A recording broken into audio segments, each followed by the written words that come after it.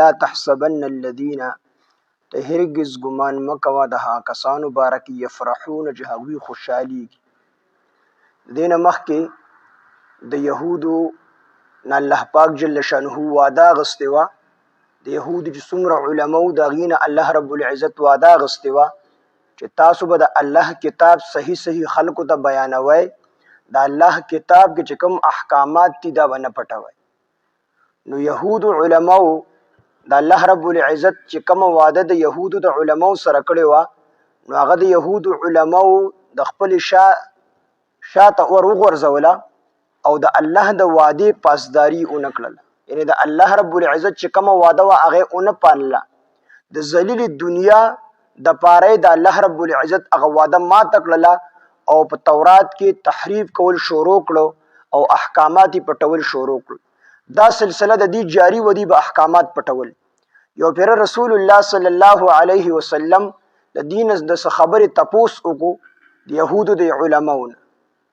د خبرې تپوس ته نبی علیه الصلاۃ والسلام وکړو نو هغه په تورات کې موجوده وه دې ته تورات مخې ته پروت نو هغه خبره ونه کړل د هغې په ځای بله خبر را نقل کړله او نبی علیه الصلاۃ والسلام ته خبره الټه پلټه وکړله نبی علیه الصلاۃ والسلام چې د هغې ځای نه تشریف یوړو نو دی زړه کې خوشاله شو نبی علیه السلام مو دوکه کو والعیاذ بالله او زړه کې خوشاله شو په دې غلط پیل باندې او بیا په زړه کې دا یو امید ساتو چې په دې به نبی علیه الصلاۃ والسلام زمونږ صفت کوي زمونږ خوبۍ به بیانې چې ماته د الله د کتاب نه چې کوم دی حکم راکړو نو په دې باندې دا آیاتونه چې کوم دی نازل شو او بعضې مفسرین فرمایي چې دا د مدینې منورې چې کوم منافقینو نبی علیه الصلاۃ والسلام له جهاد لاړو او دی د جهاد نه پاتې شو نو چې کله نبی علیه الصلاۃ والسلام واپس راغی نو دی منافقانو په دروغه باندې قسمونه خوړل شروع کړه او عذرونه چې ماته دا عذر او دا عذر او قسمونه خوړل شروع نو نبی علیه الصلاۃ والسلام په هغه ټایم کې خو دوی معاف کړل ځکه چې دا منافقانو او دوی په دروغه باندې قسمونه نبی علیه الصلاۃ والسلام ته وخوړل نو دوی په دغه فعل باندې خوشحاله شو دا منافقان چې دا خو موږ ښکلی کار وکړو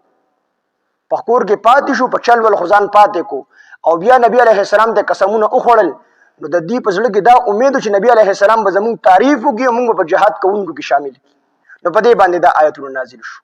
نو په دواړو کې څه تضاد نشته دی دواړه د دې آیات سبب نزول کېدلی شي یعنی د دواړو واقعاتو د وجې نه د دې آیات نزول کېدلی شي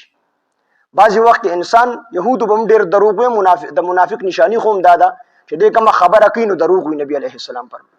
آیت المنافق ثلاث اذا حدث كذب چې کله دی خبره کوي نو دروغ به وي و اذا وعد اخلف او چې کله دی وعده کوي نو ماتي و اذا اؤتمن خان او چې څوک ورسره امانت کېږي نو هغه امانت کې به خیانت کوي دا درې نشانې نبی علیه الصلاۃ والسلام د منافق ښودلي دي چې خبره کوي نو دی به دروغ وي او دویم چې دی د سره څوک امانت کېږي نو هغې کې به خیانت کوي او چې کله دی واده وکړي نو واده خلافي به نو دا درې واړه نشانې د منافق دي او مونږ تاسو خپلو کې سوچ وکړو پر ګریوان ته سر کته کړو چې دا خبرې مونږ کې شته دی او که نشته نن دروغ چې کوم دی یو عام رواج ګرځېدلی په موبایل باندې بعضې وخت کې دنیایي څه پیدا پکې هم نه په دروغو کې او مونږ دروغ وایو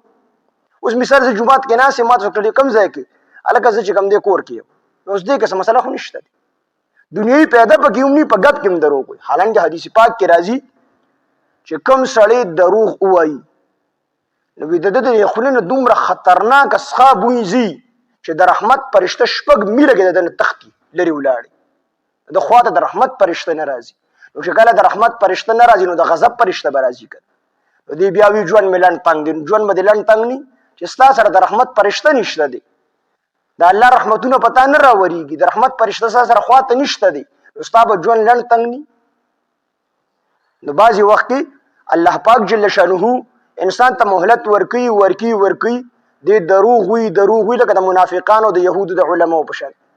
بعضې وخت کې الله پاک په دې دنیا کې انسان راونیسي په دې دروغو باندې الله ته مهلت ورکوي خو بعضې وخت کې الله رب العزت راونیسي